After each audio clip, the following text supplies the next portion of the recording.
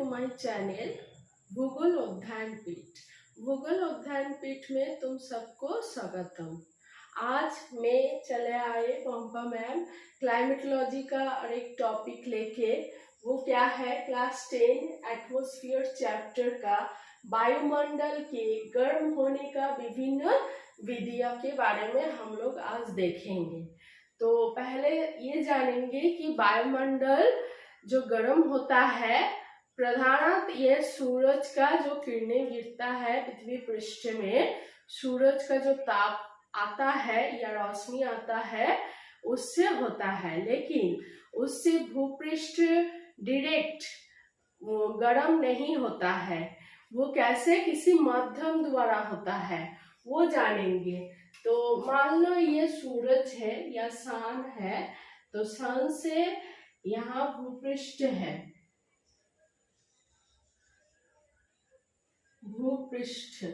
भूपृष्ठ क्या होता है, सूरज का रोशनी या ताप यहाँ पे पड़ने से पहले भूपृष्ठ गर्म होता है, वायुमंडल गर्म नहीं होता है। हम लोग क्या देखेंगे, वायुमंडल गर्म होने का जो तथ्य या विधिया उसके बारे में देखेंगे। तो क्या होता है, पहले इसमें ताप आके भूपृष्ठ क्या होता है, गर्म होता है। फिर भूपृष्ठ गर्म होने के बाद भूपृष्ठ कुछ ताप छोड़ते हैं। ये जो ताप छोड़ रहा है इससे क्या होता है, वायुमंडल गर्म होता है। इस प्रक्रिया को कहते हैं विकिरण या रेडिएशन। इस विधिया को क्या कहते हैं, विकिरण या रेडिएशन। विकिरण दो प्रकार का होता है, एक होता है सौर विकिरण, एक पार्थिव विकिरण। सौर विकिरण जो सन से सूरज से क्या उत्ताप या ताप भूपृष्ठ को गर्म करता है, इससे कारण होता है। पार्थिव विकिरण क्या है, जो पृथ्वी के ऊपर किसी उत्तप्त या उष्ण वस्तु हो सकता है, इससे जो वायुमंडल गर्म होता है, इससे जो ताप छोड़ते हैं वायुमंडल पे, तब जाके वायुमंडल जब गर्म होता है वो होता है पार्थिव विकिरण। ये हो गया पार्थिव विकिरण या विकिरण के बारे में बताया। नेक्स्ट देखेंगे कि संचालन प्रक्रिया। संचालन प्रक्रिया क्या, कंडक्शन। अच्छा, उसके पहले देख लेते हैं संवहन प्रक्रिया। हम लोग सब जानते हैं संवहनीय वर्षा के बारे में जानते हैं। वो कैसे होता है, जब सूरज का किरणें या ताप भूपृष्ठ के ऊपर आता है तो भूपृष्ठ संलग्न वायु प्रवाह क्या होता है, गर्म हो जाता है। गर्म होता है और भूपृष्ठ के इधर जब पानी रहता है, जलाशय, पानी, समुद्र, नदी, ये सब क्या होता है, गर्म हो जाता है। गर्म होने के बाद ये जल किस रूप में बदल जाता है, वाष्प के रूप में बदल जाता है, जलीय वाष्प के रूप में। तब क्या होता है, ऐसे गर्म हवा, ऐसे ठंडा हवा, गर्म सूरज का ताप इधर आके ये जगह गर्म हो जाता है। गर्म होने के बाद यहाँ से गर्म हवा ऊपर चला जाता है। ऊपर जाके यहाँ पे क्या होता है, संघनन प्रक्रिया या कंडेंसेशन प्रक्रिया काम करते हैं। तब जाके यहाँ का हवा क्या होता है, ठंडा होता है। फिर ये ठंडा हवा वापस नीचे आता है, ठीक है, नीचे आता है। फिर यहाँ से हवा गर्म होके फिर ऊपर आता है, ये होता है उष्ण हवा और ये होता है ठंडा हवा।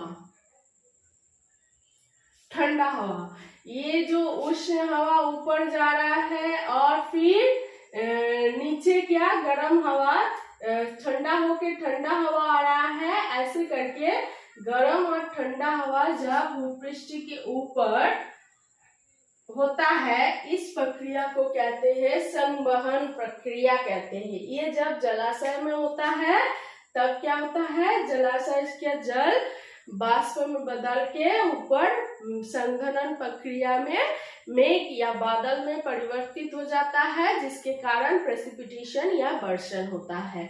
और जब ये भूपृष्ठ के ऊपर होता है, उष्ण हवा ऊपर जाता है, फिर ठंडा हवा भारी होके नीचे आता है।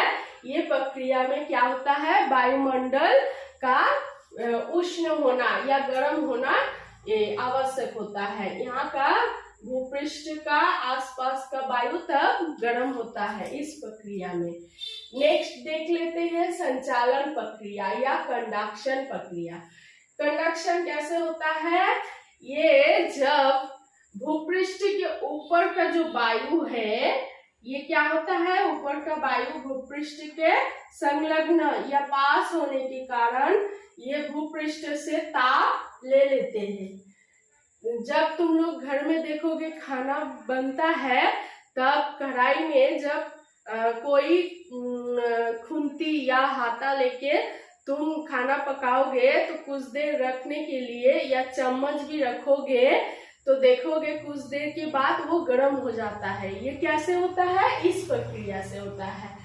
जब गर्म कुछ वस्तुओं के संस्पर्श या ये स्पर्श करने से कुछ देर बाद दिखाई देता है कि दूसरा जो वस्तु उसके साथ स्पर्श में आता है, वो कुछ देर बाद वो भी गर्म हो जाता है। इस प्रक्रिया को संचालन प्रक्रिया कहते हैं। उसी तरह यहाँ क्या होता है, भूपृष्ठ के संलग्न जो वायु है, अगर भूपृष्ठ गर्म हो जाएगा तो वो वायु क्या होता है, वो वायु का स्तर भी गर्म होता है। फिर उसके ऊपर का जो वायु का स्तर होता है, वो भी धीरे धीरे इससे ताप लेते लेते वो भी गर्म हो जाता है। इसी तरह नीचे से धीरे धीरे उष्णता ऊपर की ओर बढ़ता है। इसी प्रक्रिया को संचलन प्रक्रिया कहते हैं। यहाँ का जो प्रक्रिया है, यह है मेन प्रक्रिया या मेन विधियां। इसके अलावा भी कुछ विधियां है, वो क्या है, ताप शोषण। कोई वस्तु, दोनों वस्तु एक साथ पास पास होने से क्या होता है, उष्णता ट्रांसफर या दूसरा वस्तु गर्म वस्तु से ताप शोषित कर लेते हैं। ऐसे वस्तु नहीं, समुद्र का पानी भी हो सकता है, हवा भी हो सकता है। ऐसे ताप शोषण करने से गर्म हो जाता है। नेक्स्ट क्या, एडवेक्शन प्रक्रिया। एडवेक्शन क्या होता है, जो समुद्र लहरें हो या वायु प्रवाह हो, वो भूपृष्ठ के अनुभूमिक जाता है। अनुभूमिक मतलब समानांतर वे में, ये से ऐसे जाता है, एक स्थान से दूसरे जगह पे जाने से ये क्या होता है, ये अगर गर्म हो तो दूसरे जगह में जाने से ये भी गर्म हो जाता है। इस प्रक्रिया को एडवेक्शन कहते हैं। नेक्स्ट क्या, लीन ताप। लीन ताप क्या होता है, हम लोग वर्षन में देखे थे, मेरा दूसरा वीडियो है प्रेसिपिटेशन या वर्षन में, वहां संघनन प्रक्रिया में क्या होता है, जलीय वाष्प जब गर्म होके ऊपर जाता है तब लीन ताप छोड़ते हैं। लीन ताप क्या है, ऐसे एक ताप है जो अवस्था का कोई परिवर्तन नहीं होता है, ऐसे गर्म कम और ज्यादा होता है। ये लीन ताप से क्या होता है, लीन ताप छोड़ने से वो ठंडा होके वो क्या, कभी कभी लीन ताप छोड़ने से ठंडा होता है और वो संघनन प्रक्रिया में बारिश करते हैं, और कभी कभी लीन ताप ग्रहण भी कर लेते हैं। वो भी जलाशय से जल जब वाष्प के रूप में ऊपर जाता है तब लीन ताप उसमें रहता है, फिर वो जब ऊपर जाते हैं तो लीन ताप छोड़ देते हैं। इस तरह से गर्म होता है। नेक्स्ट क्या, तेजस्क्रिय पदार्थ का विकिरण। तेजस्क्रिय पदार्थ मतलब यूरेनियम, थोरियम, जो मानव, मनुष्य या प्राणी के लिए हानिकारक हो, ऐसे कुछ पदार्थ होता है, वो उसका विकिरण मतलब उसको, उसके अंदर से जो ताप निकलता है उससे गर्म हो सकता है। और आग्नेयगिरी या उष्ण प्रस्रवण क्या होता है, आग्नेयगिरी तुम सब जानते हो कि नीचे का मैग्मा भूपृष्ठ जब चाप या ताप के कारण क्या होता है, नीचे से मैग्मा ऊपर आता है, आने से विस्फोटित होता है। विस्फोटित होके जो आग्नेयगिरी या वॉल्केनो बनता है, तब क्या होता है, गर्म आसपास में फैल जाता है, उसका आसपास का वायुमंडल गर्म हो जाता है। और उष्ण प्रस्रवण उसी तरह नीचे का गर्म पानी अगर भूपृष्ठ के अंदर का अभ्यंतर में गर्म पानी ऊपर में आता है तो ऊपर का वायुमंडल क्या होता है, गर्म होता है। तो ये सब विधियां है जिसके कारण क्या होता है, वायुमंडल गर्म हो जाता है। अब देख लेते हैं ये तापमान मापने का जो यंत्र का नाम इसके आगे भी मैं बताया था, आज भी बता रही हूँ। ये क्या है, थर्मोमीटर। थर्मोमीटर से क्या होता है, उष्णता मापा जाता है, ठीक है, जिसमें पारा होता है। आजकल डिजिटल थर्मोमीटर हो गया है।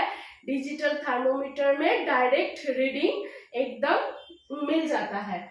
ये नेक्स्ट क्या है, एनीमोमीटर। एनीमोमीटर वायु का गतिवेग मापा जा सकता है, ठीक है।